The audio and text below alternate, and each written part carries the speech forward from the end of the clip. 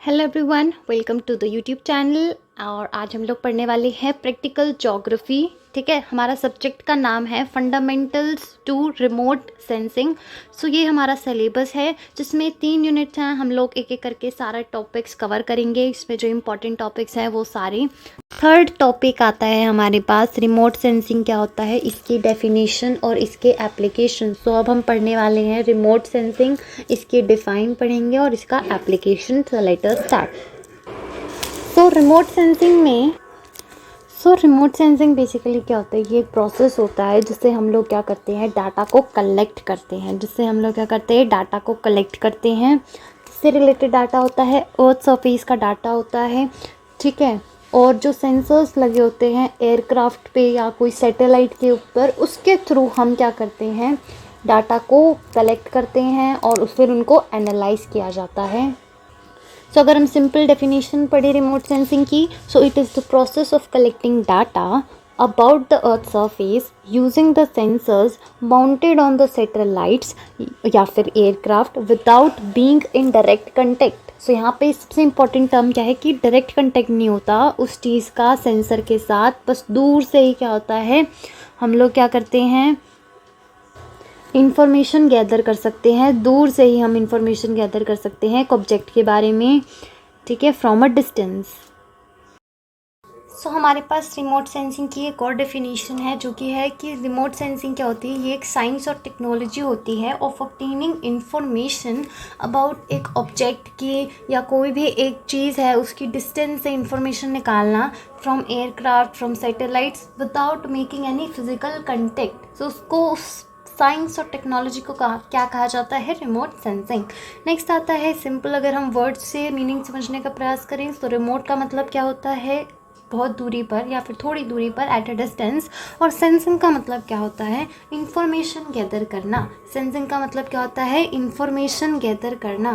So gathering information using sensors is called as sensing. फिर आता है इसके अंदर रिमोट सेंसिंग के अंदर क्या होता है, हमें ज़रूरत होती है इलेक्ट्रोमैग्नेटिक रेडिएशंस की, ताकि हमें जो है इंफॉर्मेशन हम लोग गैदर कर सकें, क्योंकि हमें डायरेक्ट कंटेक्ट नहीं करना होता है चीज़ों के साथ। उन्हें दूर से ही रेडिएशंस की मदद से हम लोग उनको एनालाइज करते हैं, डाटा वगैरह को कलेक्ट करते हैं। ठीक है, नेक्स्ट आता है हमारे पास अगला टॉपिक जो कि एप्लीकेशन ऑफ रिमोट सेंसिंग। इसमें समझने जैसा कुछ है नहीं, सिर्फ इसमें थोड़ा बहुत पता होना चाहिए कि हम एग्रीकल्चर का यूज़ कर सकते हैं, एग्रीकल्चर में इसका यूज़ कर सकते हैं, फॉरेस्ट्री में इसका यूज़ कर सकते हैं। सो इसके बाद हमने इसके अंदर जैसे कि बता दिया कि एग्रीकल्चर में crop monitoring, soil mapping, yield estimation हो गया। इसके अलावा फॉरेस्ट्री के अंदर डिफॉरेस्ट्रेशन कहाँ कहाँ पर किया गया है, या फिर हम लोग फायर वगैरह जो है जंगलों में लग जाती है तो उसको मॉनिटर करने के लिए रिमोट सेंसिंग का यूज़ करते हैं। इसके अलावा वाटर रिसोर्सेज को मैप करने के लिए कितना ग्राउंड वाटर किस जगह पे है, अगर कहीं फ्लड आई है तो वो कितने लेवल पर जो है नुकसान पहुँचाए फ्लड ने, तो ये सारी चीज़ें हम लोग रिमोट सेंसिंग से सेंस कर सकते हैं। ठीक है, फिर इसके अलावा अलग अलग चीज़ों में रिमोट सेंसिंग का यूज़ होता है। सो बेसिकली हमारा टॉपिक है एप्लीकेशन ऑफ रिमोट सेंसिंग की रिमोट सेंसिंग का यूज़ कहाँ कहाँ किया जाता है। सो मोस्टली जो भी जोग्राफिकल के फील्ड या टॉपिक्स होते हैं, एग्रीकल्चर हो गया, फॉरेस्ट्री हो गया, वाटर रिसोर्स हो गया, अर्बन प्लानिंग हो गया, डिजास्टर मैनेजमेंट हो गया, इन सभी चीज़ों में रिमोट सेंसिंग का यूज़ किया जाता है। जैसे कि एक और हम बता देंगे, जियोलॉजी, इन्वायरमेंट, ओशनोग्राफी, क्लाइमेट, और ये सारे ये बिल्कुल स्पष्ट शब्दों में यहाँ पर लिखा हुआ है। So you could pause, screenshot it and then learn it. ठीक है, सो यहाँ पर नेक्स्ट आता है अपने पास अगला एग्रीकल्चर। ठीक है, एग्रीकल्चर के ये सारे पॉइंट्स हो गए। फॉरेस्ट्री में किस तरीके से हम लोग रिमोट सेंसिंग का यूज़ करते हैं कि हम लोग एक्सेस कर सकते हैं क्या कितने प्रकार के फॉरेस्ट टाइप हैं, यहाँ पर टेम्परेट वगैरह हैं। फिर वाटर रिसोर्सेज में हमने बता दिया किस तरीके का वाटर लेवल है। ठीक है, वैसे इतना डिटेल में भी आपकी मर्ज़ी है, आपको जाना है तो आप पढ़ो, वरना you could just simply learn this table. ठीक है, ये टेबल भी इनफ है, इस टेबल के अंदर सारा कुछ समराइज़ करके रखा हुआ है। ठीक है, बाकी अगर किसी को और डिटेल में पढ़ना है, जैसे कि यहाँ पे अगर किसी को एसएसटी का मतलब समझ में नहीं आया तो एसएसटी का मतलब क्या होता है, सी सरफेस टेम्परेचर। सो ये नीचे इसका एक्सप्लेनेशन दिया हुआ है। ठीक है, सी सरफेस टेम्परेचर। ठीक है, तो ये हमारे पास सी सरफेस टेम्परेचर ये रहा ओशनोग्राफी में। ठीक है, SST सी सरफेस टेम्परेचर। ठीक है, नेक्स्ट आता है हमारे पास अगला टॉपिक यहाँ पर डिफरेंस बताना है हमें एरियल फोटोग्राफी और सैटेलाइट इमेजेस के बीच में। सो एरियल फोटोग्राफ्स की सबसे पहले हम लोग बताएंगे कि कहाँ से ली जाती है, प्लेटफॉर्म क्या है, ठीक है। तो हमें डिफरेंस बताना है, मीनिंग हमें पता ही है, हमें सिर्फ क्या पता करना है, इनके बीच का अंतर क्या है। सो एरियल फोटोग्राफ्स क्या होती हैं, सबसे पहले हम लोग डिफ़ाइन करेंगे इनकी डिफरेंसेस को on the basis of platform. कि जो एरियल फोटोग्राफ्स होती है वो एयरक्राफ्ट से, प्लेन से, ड्रोन से, बैलून से खींची जाती है, लेकिन वहीं सैटेलाइट इमेजेस जो हैं वो सैटेलाइट से कैप्चर की जाती है। और सैटेलाइट्स क्या करती हैं, ये ऑर्बिट करती है अर्थ सरफेस के around at a very high altitude. जैसे कि ये अर्थ है तो ये पूरे सैटेलाइट्स क्या करती है, अर्थ के चारों तरफ ऐसे ऑर्बिट करती है और साथ में चित्र खींचती रहती है, तो उस चित्रों को क्या कहा जाता है, सैटेलाइट इमेजेस। नेक्स्ट आता है एल्टीट्यूड की, कितनी ऊंचाई पर होती है। सो एरियल फोटोग्राफ जो होती है ये कुछ ही ऊंचाई पर जो है फ़ोटो क्लिक करती है, few 100 to few thousand metre. लेकिन यहाँ पर जो ऊंचाई का लेवल होता है, एल्टीट्यूड क्या होता है, यहाँ पर थोड़ा ज़्यादा होता है, किलोमीटर्स में पहुँच जाता है, ठीक है, किलोमीटर्स में पहुंच जाता है। नेक्स्ट आता है कवरेज एरिया की, जो एरियल फोटोग्राफी होती है वो स्मॉल एरिया कवर करती है, लेकिन ज़्यादा रेजोल्यूशन और ज़्यादा डिटेल हमें एरियल फोटोग्राफी में देखने को मिलती है। बट ऑन अपोजिट साइड जो सैटेलाइट इमेजेस होती है वो लार्ज एरिया कवर करता है, ठीक है। लेकिन जब वो लार्ज एरिया कवर करता है तो उसके अंदर जो उसका रेजोल्यूशन होता है, यानी कि एक एक चीज़ डिटेल्स दिखाने की एबिलिटी जो होती है वो उसमें थोड़ी कम होती है, ठीक है। बाकी वो भी डिफ़र करता है। एक सैटेलाइट मान लो जिसके अंदर बहुत अच्छा सेंसर है तो वो बहुत सारे एरिया भी दिखाएगी और बहुत हाई रेजोल्यूशन पे भी दिखाएगी। लेकिन वहीं अगर सैटेलाइट में यूज़ किया गया सेंसर इतना अच्छा नहीं है तो उसके द्वारा खींचे गए जो भी चित्र हैं वो क्या पता इतने बढ़िया ना हो, तो वो भी सैटेलाइट टू सैटेलाइट डिपेंड करता है। बट ऑन एंड यूजुअली ये लार्ज एरिया शो करते हैं जिनका इतना बढ़िया रेजोल्यूशन नहीं होता है in comparison to aerial photograph, जिनका बेहतर रेजोल्यूशन हमें देखने को मिलता है। क्यों? क्योंकि यह छोटे एरिया की हमें चित्र बनाकर देते हैं, यह हम देख सकते हैं इनमें से। नेक्स्ट आता है अपना अगला टॉपिक, सेंसर टाइप, कि इसके अंदर हम लोग ऑप्टिकल कैमरास का यूज़ करते हैं, ठीक है। और इसके अंदर काफ़ी ज़्यादा मल्टी स्पेक्ट्रल, हाइपर स्पेक्ट्रल, मतलब काफ़ी ज़्यादा टेक्नोलॉजी का यूज़ किया जाता है सैटेलाइट में, बिकॉज इन्हें धरती के बाहर भेजना होता है, मतलब ऑर्बिट करते रहते हैं, इतना इनको हाई एल्टीट्यूड पर काम करना होता है, तो इसके अंदर एडवांस टेक्नोलॉजी यूज़ की जाती है, multi spectral, hyper spectral, radar और ये सारी चीज़ें, ठीक है।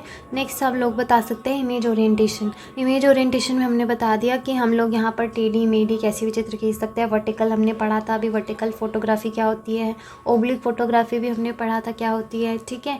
लेकिन वहीं पर हम लोग क्या कर सकते हैं, सैटेलाइट्स के अंदर जो ओरिएंटेशन होता है कि इमेज ऐसी खींची जाएगी, ऐसी टेढ़ी मेढ़ी किस तरीके से खींची जाएगी, तो यहाँ पर क्या होता है, सैटेलाइट इमेजेस के अंदर फिक्स्ड एंगल हम लोग पता कर सकते हैं कि अच्छा हमें चाहिए 96 डिग्री पर, हमें चाहिए 35 डिग्री एंगल पर, ठीक है। तो वो हम आसानी से सिस्टमेटिक तरीके से फिक्स्ड एंगल स्कैन भी कर सकते हैं, ठीक है।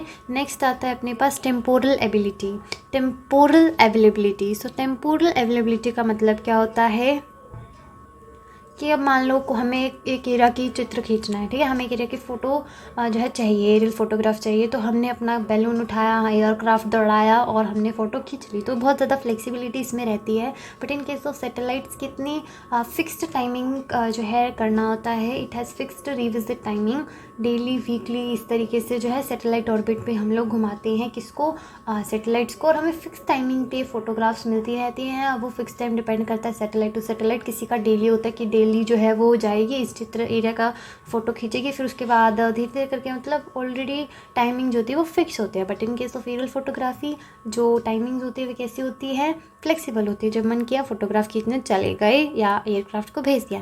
नेक्स्ट आता है कॉस्ट एंड एक्सेसिबिलिटी, ये थोड़ा एक्सपेंसिव होता है, टाइम कंज्यूमिंग होता है to capture for large areas, ठीक है। वहीं अगर आता है अपने पास many satellite images are freely available, तो यहाँ पर वैसे तो सैटेलाइट्स भी इसमें हमने सिंपली बताना है कि जो एरियल फोटोग्राफी होती है वो कैसी होती है, एक्सपेंसिव होती है और टाइम कंज्यूमिंग हो सकती है, ठीक है, अगर हमें लार्ज एरियाज़ को कैप्चर करना है, ठीक है। लेकिन वहीं जो है for large area satellite images जो है वो इकोनॉमिकल ऑप्शन हो सकती है, क्योंकि वो एक ही टाइम पे बहुत सारे बड़े एरिया की तस्वीर खींच सकती है। इसके अलावा हम जो है ये रीजनल और ग्लोबल लेवल पे होता है ना, तो वो थोड़ा इकोनॉमिकल पड़ जाता है, बिकॉज़ ये पूरी कंट्री से कंट्रीब्यूशन जो है सैटेलाइट्स के लिए किया जाता है। अलग अलग ऑर्गेनाइजेशंस हैं हर एक कंट्री की जो कि सैटेलाइट्स वगैरह ऑर्गेनाइज वगैरह करती हैं, राइट। सो इसमें बेसिकली यही सिंपल आ गया कि थोड़ा एक्सपेंसिव ऑप्शन पड़ जाता है लार्ज एरियाज को कैप्चर करने के लिए, और ये कंपेरेटिवली कंपेरेटिवली इकोनॉमिकल है।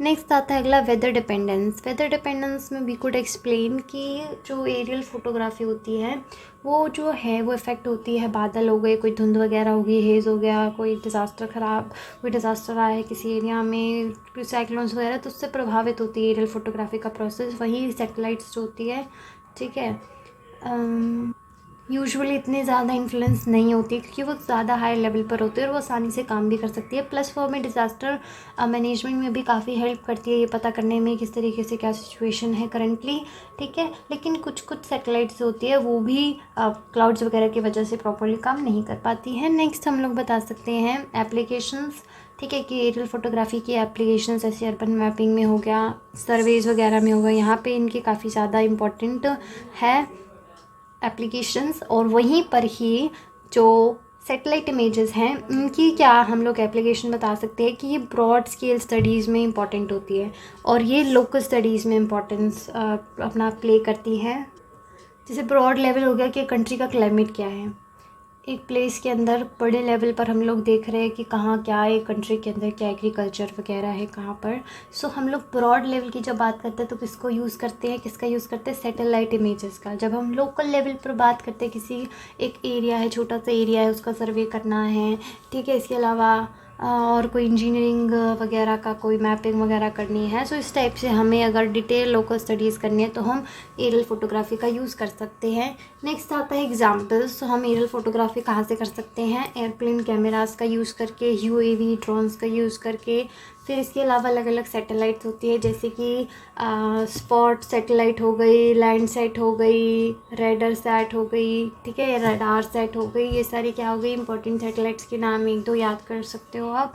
तो ये हमारा पूरा क्वेश्चन था कि डिफरेंस बता दो फटाफट से एरियल फोटोग्राफी का और सैटेलाइट इमेजेस का। तो ये रहा डिफरेंस जिसमें हमने सोर्स की बात करी, कौन कितनी ऊंचाई पे होता है, कौन कितना एरिया कवर करता है, किसमें क्या सेंसर लगते हैं, इमेज कितनी टेढ़ी मेढ़ी खींच सकता है, टाइम वगैरह कितना लगता है, कॉस्ट कितने लगते हैं, वेदर पर कितना निर्भर होता है फोटोग्राफी, क्या मेन यूज़ है।